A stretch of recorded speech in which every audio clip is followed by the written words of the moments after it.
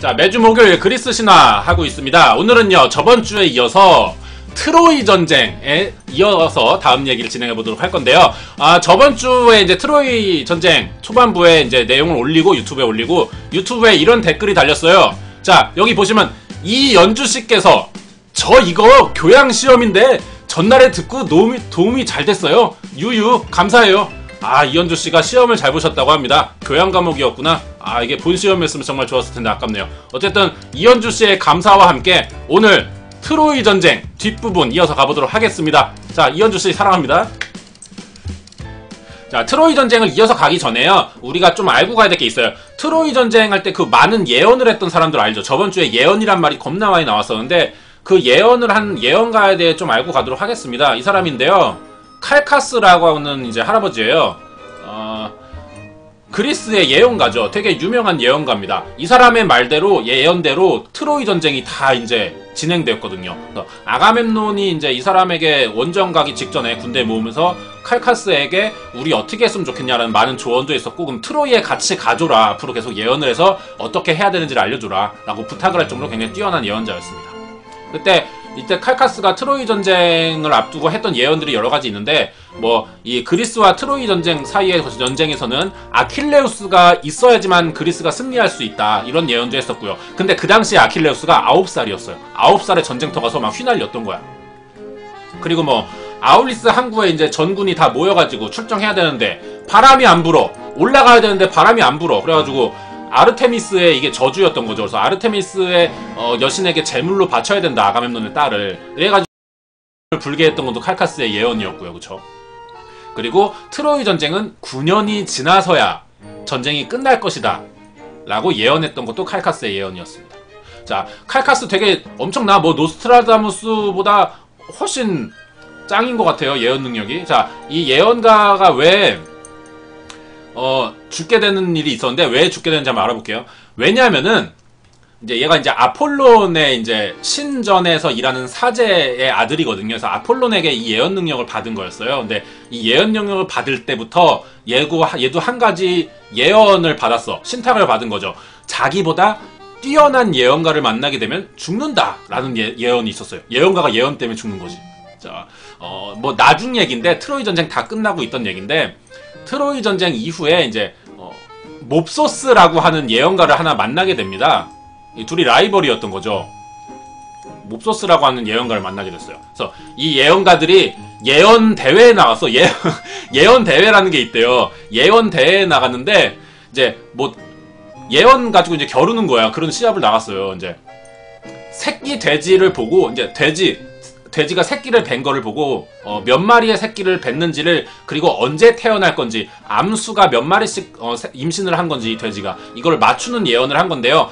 칼카스는 좀 자신이 없었는지 대충 예언을 했어요. 그냥 모두 수컷이다, 9일 정도 지나면 태어날 거예요, 이렇게 했어요. 그리고 이제 자리를 뜰라 그랬어. 자신이 없었나봐. 근데 몹소스는 되게 정확하게 얘기합니다. 새끼는 모두 3마리이며 1마리만 수컷이고 2마리는 암컷이다. 그리고 이 3마리는요, 다음날 정오에 12시쯤에 태어날 거다. 점심시간에 태어날 거라고 예언을 했습니다. 다음날 이 되자 진짜 몹소스의 예언대로 새끼 돼지 3마리가 태어났어요. 몹소스가 맞고 칼카스가 틀리게 된 거야. 그러자 칼카스는 너무 부끄러움을 느껴가지고 스스로 목숨을 끊게 됩니다. 그래서 예언대로 사망하게 되었죠.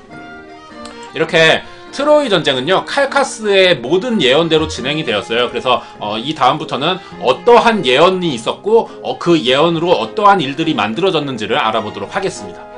저번 주에 이제 그리스군이 이제 전쟁을 하기로 하고 트로이 해안가에 배를 세웠어요. 정박했어요. 이제 쳐들어가야 돼. 배에서 내려서 쳐들어가야 되는데, 이때 칼카스의 예언이 하나 더 있었거든요. 칼카스 할아버지가 이런 말을 했습니다.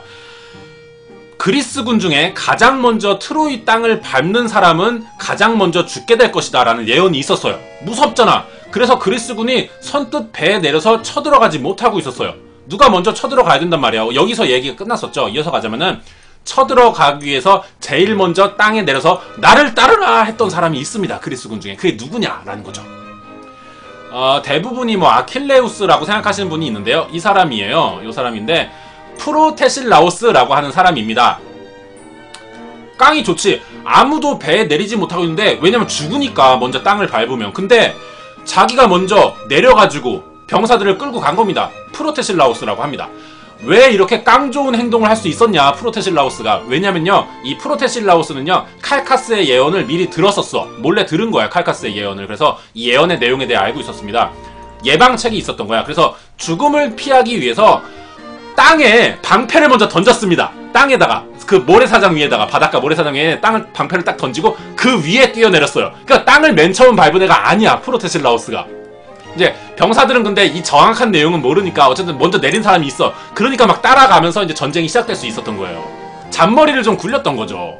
그래서 가장 먼저 죽는 거는 피할 수 있었어요, 프로테실라우스가. 아마 이름 없는 다른 병사들이 죽었겠죠. 그 뒤에 뛰어내린 사람이 죽었겠죠. 네, 죽음 자체는 피할 수가 없었어요, 프로테실라우스도요. 전쟁이 시작되면서 트로이의 병사 4명을 찔러 죽입니다. 요 형이요, 찔러 죽였어요. 근데 결국 헥토르 칼에 맞아서 죽었다고 합니다. 죽긴 죽었어요. 예언은 피했지만 죽었습니다. 나중에 프로테실라우스의 아내가, 트로이 전쟁 이후의 이야기인데, 프로테실라우스의 아내가 남편이 죽은 걸 알았어요. 그리고 그게 너무 슬퍼가지고 남편이 없어졌잖아. 그래서 프로테실라우스랑 좀 똑같이 만들었어, 석상을. 그래가지고 집에 두고 남편처럼 대하면서 살았습니다. 근데 진짜 남편을 만나고 싶은 거야. 그래가지고 이 아내가 신들에게 기도를 합니다. 프로테실라우스를 한 번만 볼 수 있게 해달라, 잠깐이라도 좋다고. 그러니까 신들이 이 기도를 들어줬어요. 남편이 잠깐 살아서 돌아온 거야, 지하에서. 그때 아내가 남편을 보자마자 여보 하면서 휙 안겨가지고 자살했습니다. 요런 슬픈 얘기가 또 있었어요. 자, 트로이 전쟁의 이제 1차전이 시작됐습니다. 성 밖으로 트로이군이 요격하러 나왔어요. 마을에서 싸울 수 없으니까. 자, 싸우다 보니까 그리스군에 뛰어난 애가 한 명 들어오고 이제 눈에 띄는 거지. 그리고 트로이군에서 눈에 띄는 사람이 한 명씩 생겼어요. 그게 바로 아킬레우스가 그리스군에서 이제 좀 돋보이는 애였고, 트로이에서는 이 사람이었습니다. 퀴크노스라고 합니다. 퀴크노스는 그리스 신화에서 사실 여러 명으로 각각 다른 사람으로 등장해요. 이름에 백조라는 뜻이 있어, 이 퀴크노스한테. 백조라는 뜻이 있었고, 아레스의 아들도 이제 퀴크노스라고 부르고요. 아폴론의 아들도 퀴크노스라고 부릅니다. 근데 트로이 전쟁이 나오는 퀴크노스는요, 이 트로이 남쪽에 살고 있는 콜로나이라는 곳의 왕이 돼요. 포세이돈의 아들이랍니다, 이 사람이. 인간이에요. 반인간인 거지. 반신 반인간. 예, 반인반신이죠. 엄마가 퀴크노스를 낳고요, 바닷가에 버렸는데 그걸 웬 어부가 발견했어요. 근데 발견했을 당시에 이 퀴크노스의 위로 백조 한 마리가 이렇게 날아가는 걸 봤대요. 그래서 이름을 퀴크노스라고 지었던 겁니다. 백조란 뜻이 있어요. 자, 어때? 전쟁이 막 벌어지고 있어요. 고수는 어때? 고수를 알아본다고 했던가요? 참 이게 막 싸우는 도중인데 얘네들 서로 상대방을 알아본 거지. 쟤 좀 센 애다.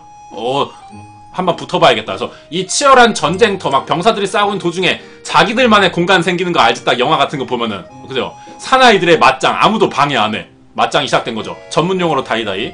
이때 아킬레우스는 무적인 거 알고 있죠? 엄마가 저승물에다가 몸을 담가가지고 무적의 몸이 됐잖아요. 대신에 발목은 물에 안 닿아서 이제 아킬레스건이 이제 약점인 거지. 그치? 그런 앤데, 사실 퀴크노스도 창이나 칼에는 죽지 않는 불사의 몸이었어요. 왜냐면 아빠가 포세이돈이잖아. 아빠한테 받은 능력으로 이 퀴크노스도 불사야. 둘 다 불사죠. 근데 아킬레우스는 퀴크노스가 불사의 몸이라는 걸 모르고 싸움을 시작된 거야. 아킬레우스가 좀 더 잘 싸웠어요. 칼로 이렇게 좀 몇 번 이렇게 찔러 보니까 이 칼이 안 드는 걸 알게 된 거지. 피가 안 나. 큰일 났어요. 퀴크노스가 찔러도 피가 안 나. 안 죽어. 서로 못 죽이는 싸움이었던 거야, 이 일기토가. 그렇다고 먼저 싸움을 포기하면 어때요? 이거 결판이 안 나는 싸움이다, 포기하자고 돌았으면 어때? 전쟁에서 질 수도 있어. 왜냐면은 다른 병사들 눈에는 우리 군대의 장수가 일기토 나갔는데 도망가는 것처럼 보일 수가 있잖아. 사기가 떨어진단 말이야.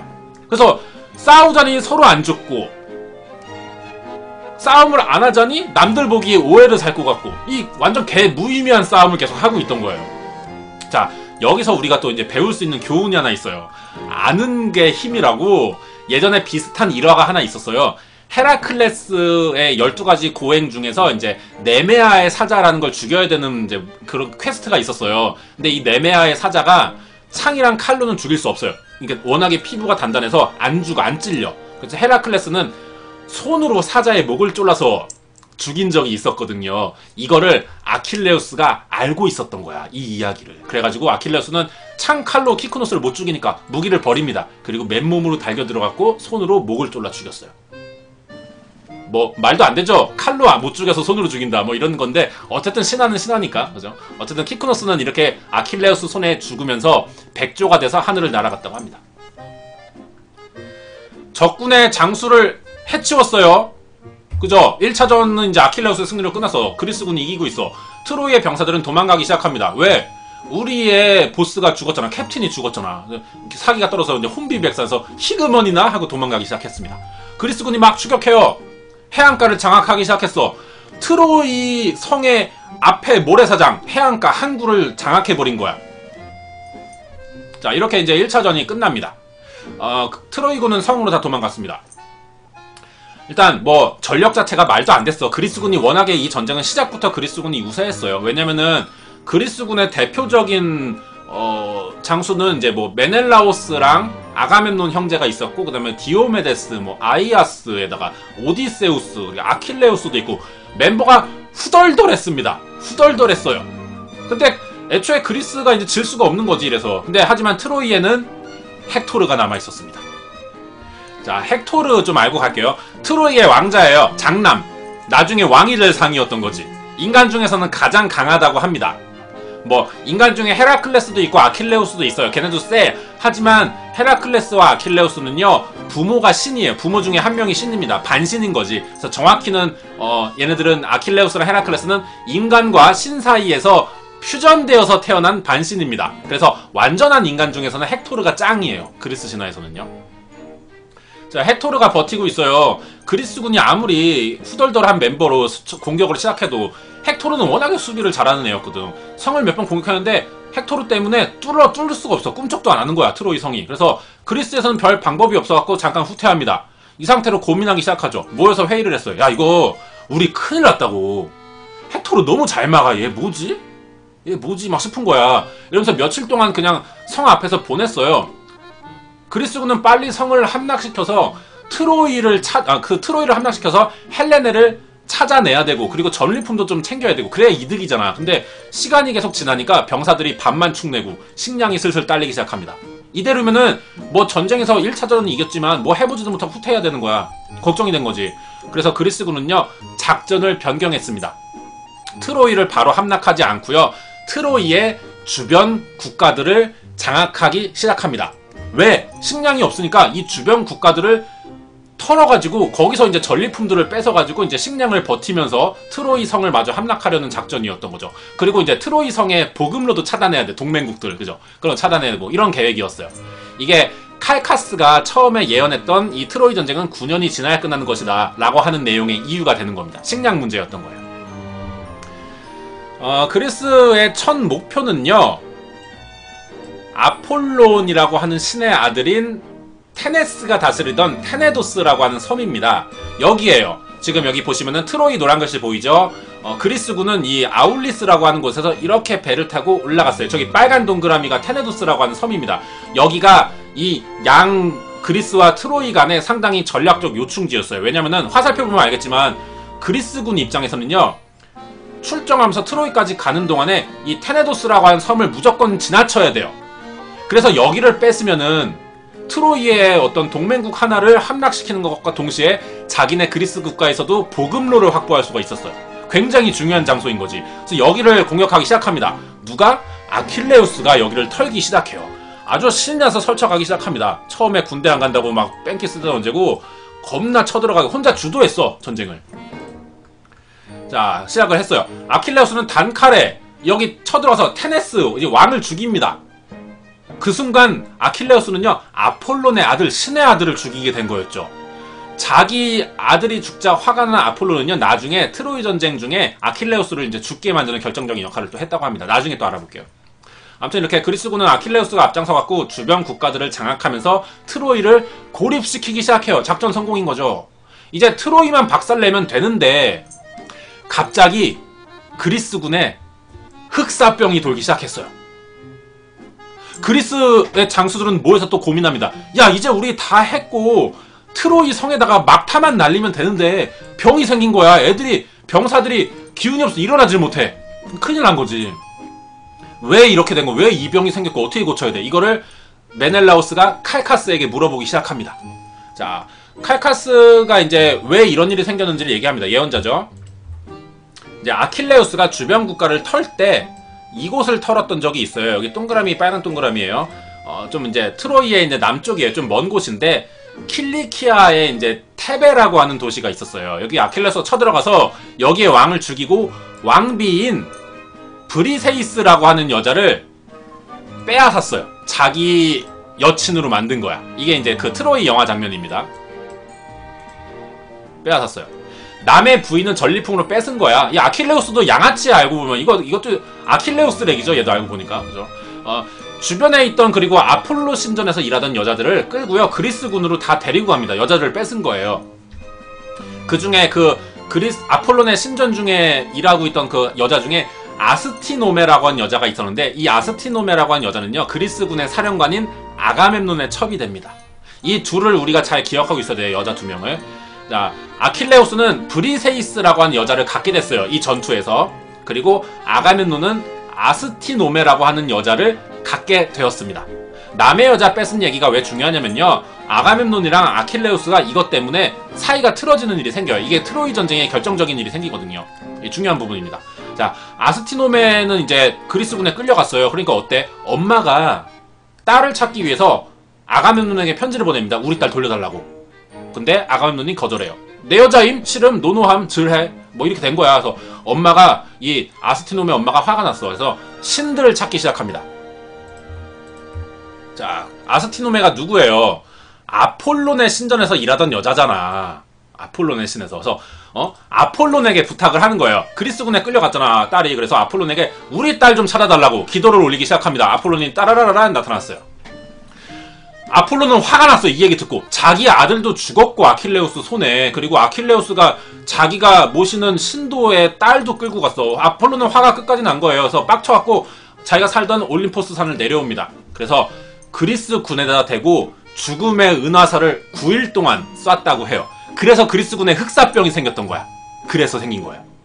그래서 인간들의 전쟁 중에 신들이 끼어들기 시작했던 거죠. 그래서 트로이 전쟁을요 신과 인간들의 전쟁이라고 하는 겁니다. 신들이 이때부터 끼어들기 시작했어요. 칼카스는 이 역병이 아폴론이 내린 재앙이고 아스티노메를 가족에게 돌려주어야지 이 병이 끝난다라는 예언을 했던 거예요. 아가멤논은 알게 됐어요. 자기의 첩을 돌려줘야 되는 거야. 아, 돌려주기 싫잖아. 이제 막 아내로 맞은 세컨으로 맞은 여잔데 싫잖아. 그래가지고 아가멤논은 이제 자기가 사령관이니까 부하 중에 아킬레우스의 여자친구를 뺐습니다. 아가멤논이. 그리고 이제 자기가 첩으로 삼고 있던 아스티노메를 가족에게 돌려줘요. 흑사병은 끝났죠. 근데 아킬레우스는 삐졌어요. 자기 여친을 뺏긴 거야. 자기는 남는 게 없지. 자기가 앞장서서 트로이 주변 국가를 다 함락시키고 여자 하나 이제 얻었는데 그거를 대장이 사령관이 뺏어갔어. 아킬레우스는 삐졌어. 그래갖고 삐졌어. 나 안 함. 나 전쟁 안 함. 나 집에 갈 거임. 이렇게 된 거예요. 전쟁에 참여하지 않겠다고 선언을 한 거예요. 그리고 자기 엄마인 테티스에게 하소연을 합니다. 엄마한테 가갖고 엄마 나 이렇게 했는데 전쟁 이렇게 다 처부수고 막 했는데 우리 클라이언트가 내 여자를 뺏어갔다고 이런 얘기를 다 고자질 한 거야. 자, 테티스가 여기서 또 화가 납니다. 테티스는 또 누구예요? 제우스가 좋아하던 여자였거든요. 하지만 결혼은 안 했어. 제우스가 좋아하던 여자였어요. 테티스입니다. 테티스는 이 자기 아들의 이야기를 듣고요. 그리스군이 아킬레우스에게 적절한 보상을 해줄 때까지 트로이 군을 승리하게 해달라고 제우스에게 부탁했습니다. 엄마가 나선 거야. 이제 우리 아들 일에 엄마가 이제 나선 거야. 제우스한테 부탁한 거죠. 트로이가 이기게 해달라. 우리 아들한테 보상해주기 전까지. 이때 헤라가 또 나서요. 제우스 아내죠. 헤라가 또 나섭니다. 이 일에 끼지 말라고 제우스한테. 여보, 당신 쪽팔린 줄 알라고 지금 신들의 왕이 하찮은 인간들 싸움에 낀다고 잔소리를 막 시작합니다. 하지만 제우스는 헤라의 반대에도 불구하고 인간의 전쟁에 끼어들게 됩니다. 왜? 테티스가 이뻤거든요. 우등.